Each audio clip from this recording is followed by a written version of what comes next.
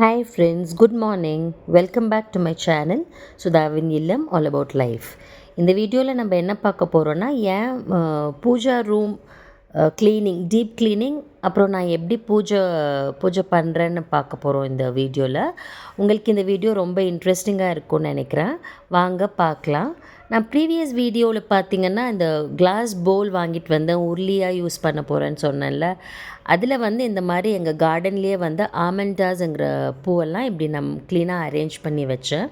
இந்த மாதிரி நம்ம அரேஞ்ச் பண்ணி வைக்கிறப்ப பார்க்குறதுக்கே ரொம்ப கண்ணுக்கு நல்லா இருக்கும், ஒரு ஃபீலிங்கும் நல்லாயிருக்கும். இந்த மாதிரி ஃப்ளவர்ஸ் எல்லாம் நம்ம சுற்றி நிறைய பிளான்ட்ஸ், ஃப்ளவர்ஸ் எல்லாம் இருந்தால், அதுவும் நம்ம நல்லா டெக்கரேட் பண்ணி வச்சுருந்தோன்னா இன்னுமே நமக்கு நல்ல ஒரு ஃபீல் குட் ஃபேக்டராக இருக்கும்.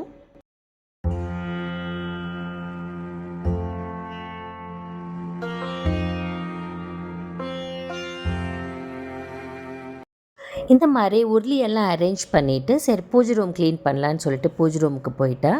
அங்கே இருக்கிற பூஜை விக்கிரகம், வேறு பூஜை ஐட்டம்ஸ் எல்லாம் எடுத்துகிட்டு நான் கிச்சன் சிங்கில் தான் க்ளீன் பண்ணுவேன். சிங்க் நல்லா ஃபஸ்ட்டு அதுக்கு முன்னாடி நல்லா வாஷ் பண்ணிப்பேன். வாஷ் பண்ணிவிட்டு அதுக்குன்னு நான் பூஜை ஐட்டம்ஸ் க்ளீன் பண்ணுறதுக்குன்னு ஒரு வெசலும் ப்ரஷ்ஷஸ் அண்ட் ஸ்க்ரப் பேட்ஸ் எல்லாம் வச்சுருக்கேன். அந்த வெசலில் நான் கொஞ்சம் சபீனாவும் இன்னொரு பவுடர் இங்கே கிடைக்குது. அது ரொம்ப நல்லா வெள்ளியாகட்டும், பிராஸ் ஆகட்டும், காப்பர் ஆகட்டும், அந்த அழுக்கெல்லாம் நல்லா போயிடுது. இது ரெண்டையும் நான் மிக்ஸ் பண்ணிட்டு தான் பூஜை ஐட்டம்ஸ் எல்லாம் க்ளீன் பண்ணுவேன்.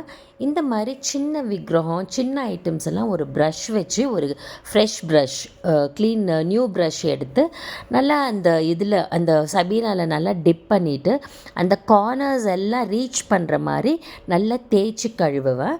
கொஞ்சம் பெரிய விக்கிரகத்துக்கெல்லாம் ஒரு ஸ்க்ரப் பேட் வச்சுருக்கேன். அதை வச்சு தான் நான் இந்த பாய்லிங் வாட்டரில் போட்டு அலுமினியம் ஃபாயில் போட்டு புளி போட்டெல்லாம் க்ளீன் பண்ணால் நல்லா போகும்னு சொல்கிறாங்க. பட் நான் அந்த மாதிரி எந்த ப்ராசஸும் நான் ஃபாலோ பண்ணுறதில்ல. இந்த மாதிரி நான் ரொம்ப சிம்பிளாக அந்த சபீனாவும் அந்த பிங்க் கலர் க்ளீனிங் பவுடர் வச்சு தான் நான் எல்லா பூஜா ஐட்டம்ஸையும் நான் க்ளீன் பண்ணுவேன். நம்ம நல்லா கொஞ்சம் தேய்ச்சி கழுவினாலே போதும், நல்லா எல்லாம் பளிச்சுன்னு போயிடும், நல்லா பளிச்சுன்னு ஷைன் ஆகும். இன்ஃபேக்ட் பூஜா ஐட்டம்ஸ் எல்லாம் இந்த மாதிரி நல்லா தேய்ச்சி கழுவிட்டு சோப் போகிற மாதிரி நல்லா ரன்னிங் வாட்டரில் நல்லா எல்லாத்தையும் கழுவி வச்சுடுவேன்.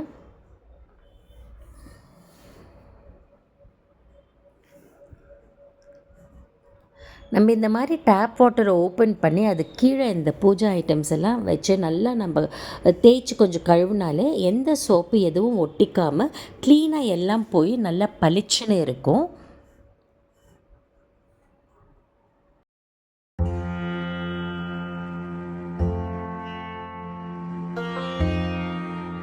இந்த மாதிரி விக்கிரகம், விளக்கு, நம்ம ஆர்த்தி எடுக்கிறது எல்லாமே கழுவிட்டு இந்த மாதிரி டேபிள் மேலே பேப்பரை போட்டு அது மேலே எல்லாத்தையும் வச்சுட்டு டீப் க்ளீனிங் பண்ணுறனால இந்த குங்குமம், மஞ்சள் பவுல்ஸையும் க்ளீன் பண்ணுவேன்.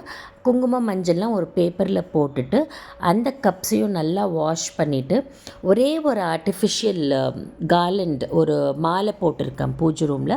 அதையும் இந்த மாதிரி லிக்விட் சோப் போட்டு நல்லா நம்ம கொஞ்சம் தேய்ச்சி கழுவிட்டோன்னா எல்லாம் க்ளீனாக போயிடும். அப்புறம் இந்த மாதிரி நான் பூஜை ரூமில் மண்டபம் வச்சுருக்கோம். டீப் க்ளீனிங் பண்ணுறனால இதுக்குன்னு பூஜை ரூமுக்குன்னு நான் ஒரு ப்ரூம் அப்புறம் டஸ்ட்பேன் வச்சுருக்கேன். அதை வச்சு அந்த மண்டபம், அந்த வால்ஸ், அப்புறம் இந்த மாதிரி விண்டோஸ் எல்லாம் துணி வச்சு சம்டைம்ஸ் சோப் சொல்யூஷன் எடுத்து எல்லாத்தையும் க்ளீன் பண்ணுவேன். இல்லைனா வெறும் துணியில் க்ளீன் பண்ணால் கூட நம்ம அடிக்கடி அது க்ளீன் பண்ணுறதுனால அவ்வளோ ஒன்றும் டஸ்ட் இருக்காது. கீழே இருக்கிறதையும் இந்த மாதிரி டஸ்டிங் ப்ரஷ் வச்சு எல்லாம் க்ளீன் பண்ணிவிடுவேன்.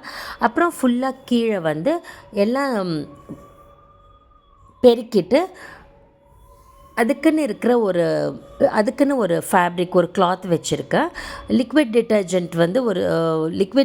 டிட்டர்ஜென்ட் அப்புறம் தண்ணி ஒரு பாட்டிலில் மிக்ஸ் பண்ணி வச்சுருக்கேன். அதை எல்லா இடத்தையும் தெளித்து விட்டுட்டு இந்த மாதிரி க்ளீனாக தொடச்சி விட்டுடுவேன். இதெல்லாம் முடிச்சுட்டு கீழெல்லாம் கூட்டி தொடச்சிட்டோன்னா நம்ம நல்லா க்ளீன் ஆகிடும். அப்புறம் இந்த டோர் ஃப்ரேமுக்கு இந்த மாதிரி கோலம் வச்சுடுவேன். நான் வந்து டெய்லி என்ன பண்ணுவேன்னா, டெய்லி ஆல்மோஸ்ட் எவ்ரி டே கூட்டி தொடச்சிட்டு இந்த மாதிரி கோலம் வச்சுடுவேன். பட் இந்த மாதிரி once in a month once in 15 days இந்த மாதிரி டீப் க்ளீன் பண்ணுவேன். இதெல்லாம் முடிச்சுட்டு வரத்துக்குள்ளே அந்த பேப்பரில் நம்ம வச்சுருக்கோம் பாருங்கள், அந்த பூஜை ஐட்டம்ஸ் எல்லாம் கழுவி வச்சுருக்கோம், அந்த தண்ணியெல்லாம் நல்லா க்ளீனாக ட்ரெயின் ஆகிடும். ட்ரெயின் ஆகி காஞ்சிட்டு இருக்கும்.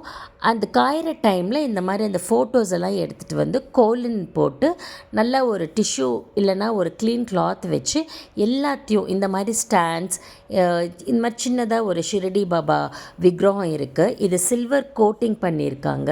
ஸோ இதிலெல்லாம் நல்லா டிஷ்யூ பேப்பர் வச்சு தொடச்சிடுவேன். எங்கள் வீட்டு வழக்கப்படி நாங்கள் டெய்லியே இந்த மாதிரி கலசம் வைப்போம். கலசத்தில் தண்ணி வச்சு வைப்போம். ஸோ தண்ணியும் வச்சுட்டேன். அந்த கலசத்துக்கு கீழே நாங்கள் கொஞ்சம் அரிசி வச்சு வைப்போம். அந்த மாதிரி அரிசி வச்சு அதுக்கு மேலே கலசத்தை வச்சுட்டேன். கலசத்தில் நாங்கள் டெய்லியுமே வெத்தலை வைப்போம். நான் வந்து வெத்தலைக்கு பதில் இந்த மாதிரி வெளியில் வாங்கி வச்சுருக்கேன். அதுக்குள்ளே சும்மா ஒரு பார்க்குறதுக்கு நல்லா இருக்குமேன்னு ஒரு வெள்ளி பூவும் வச்சுருக்கேன். இப்போ அந்த கலசத்தையும் மீதி இருக்கிற விக்கிரகத்தையும் இந்த பிளேட் மேலே அரேஞ்ச் பண்ணிடுறேன் ஒன்று ஒன்றா.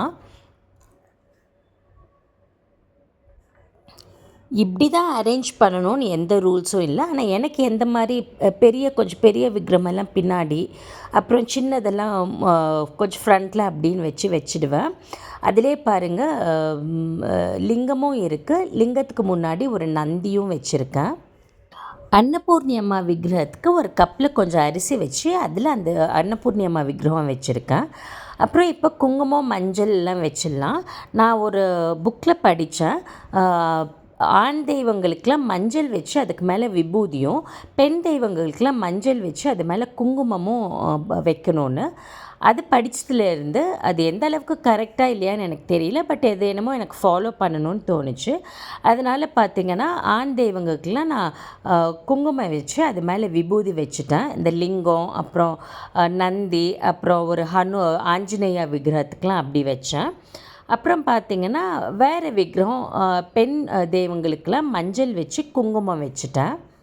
இப்படி தான் நான் குங்குமம் மஞ்சள் வைப்பேன்.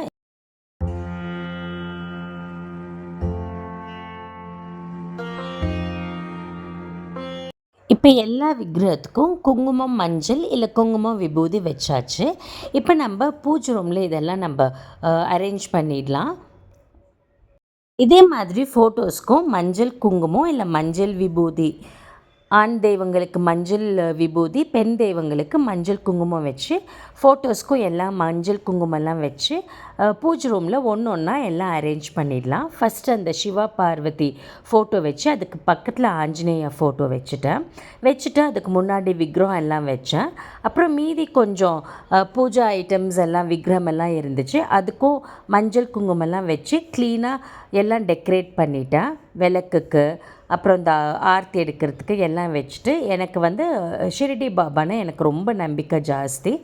இந்த மாதிரி ஷிரடி பாபா விக்கிரகத்துக்கும் நல்லா எல்லாம் க்ளீன் பண்ணிவிட்டு ஒரு சின்ன மாலை போட்டு அதையும் பூஜை ரூமில் அரேஞ்ச் பண்ணிவிட்டு விளக்கெல்லாம் 2 பக்கமும் வச்சுட்டேன். ப்ரீவியஸ் ஈவினிங் இந்த மாதிரி பூஜை ரூம் எல்லாம் நல்லா டீப் க்ளீன் பண்ணி வச்சுட்டேன். இந்த ஈவினிங்கில் இந்த வீடியோ எடுத்ததுனால லைட்டிங் கொஞ்சம் சரியாக இல்லை. ஸோ கொஞ்சம் ப்ளீஸ் அட்ஜஸ்ட் பண்ணிக்கோங்க. அடுத்த நாள் காலையில் பூஜைக்காக எல்லாம் ரெடி பண்ணிட்டேன். விளக்குக்கெல்லாம் வத்தி போட்டு எண்ணெய் எல்லாம் ஊற்றி, அதே மாதிரி ஃபோட்டோஸ்க்கு விக்கிரகத்துக்கெல்லாம் பூவெல்லாம் வச்சு நல்லா பூஜை ரூமை டெக்கரேட் பண்ணிவிட்டு, யூஸ்வலாக டெய்லியுமே பூவெல்லாம் வைப்போம். டீப் க்ளீன் பண்ணுற அன்றைக்கி மட்டும் இல்லை, எவ்ரிடேயும் கீழே ஃப்ளோர் மட்டும் பெருக்கி தொடச்சிட்டு பூவெல்லாம் வச்சு டெய்லியுமே பூஜை பண்ணுவேன். பட் இந்த டீப் க்ளீனிங் பண்ணுற அன்றைக்கி ரொம்ப ஸ்பெஷல். ஏன்னா அதை ஃபுல்லாக எல்லாம் க்ளீன் பண்ணுறோம் இல்லையா, அதனால் ரொம்ப ஸ்பெஷலாக இருக்கும் பூஜை பண்ணுறப்ப. ஸோ இந்த மாதிரி பூவெல்லாம் வச்சு எல்லாமே பார்க்குறதுக்கே ரொம்ப அழகாக இருந்துச்சு. விளக்கேற்றிட்டு